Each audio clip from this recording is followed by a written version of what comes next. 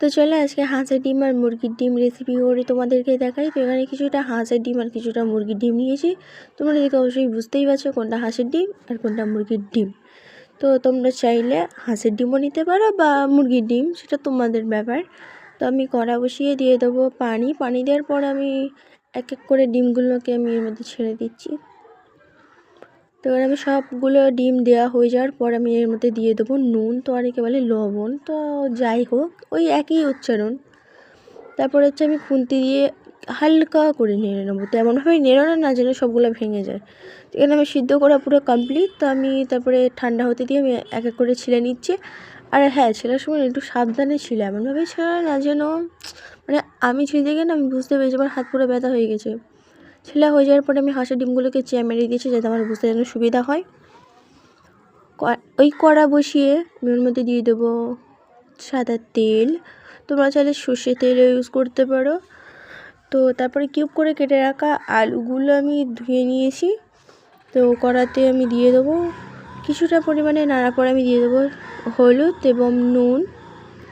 তো ওটাকে আমি আলুটাকে ভেজে নিয়েছি, তোমরা চাইলে কাঁচা আলুও দিতে পারো, সেটা তোমাদের ব্যাপার।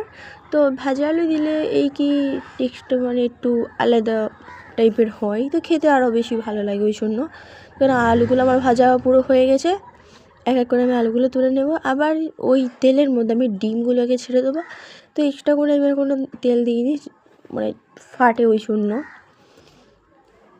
ডিমগুলো দেওয়ার পর আমি সেম হলুদ গুঁড়ো আর নুন দিয়ে হালকা করে একটু নেড়ে নেব।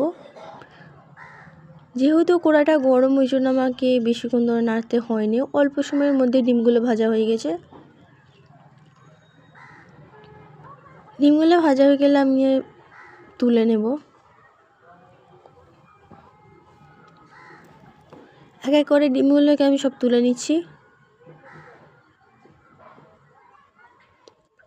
আবার ওই কড়াইতে দিয়ে দেবো সাদা তেল, কেটে রাখা পেঁয়াজ কুচি। পেঁয়াজটা একটু ধুন করে কুচো, না তো মোটা মোটা করে কুচলে না হয় না। তো এইভাবে ঠিক ঝুরঝুর করে কেটে নেব। তোর মধ্যে আবার কিন্তু আমি তেল অ্যাড করেছি, আমার ক্যামেরা অন করতে ভুলেই গেছি, বুঝতে পারছো তো কেমন মাইন্ড। তো যাই হোক, গ্রেট করে রাখা টমেটো দিয়ে দেবো। তো এখানে আমি 2টো টমেটো নিয়েছিলাম, ঝাল কাশ্মীরি লঙ্কা গুঁড়ো এবং হলুদ গুঁড়ো আর নুন আমি দিয়ে দেবো। তো সরি, ঝালটা ভুল করে বলে ফেলেছি। যাই হোক, জিরে আর ধনে গুঁড়ো আমি এর মধ্যে দিয়ে দেবো, এলাচ আর ওটা যেন কী বেশ বলে ভুলে যাচ্ছি, এলাচ আর তেজপাতা আমি দিয়ে দেবো। তারপরে দিয়ে দেবো আদা রসুন পেস্ট এবং কিছুটা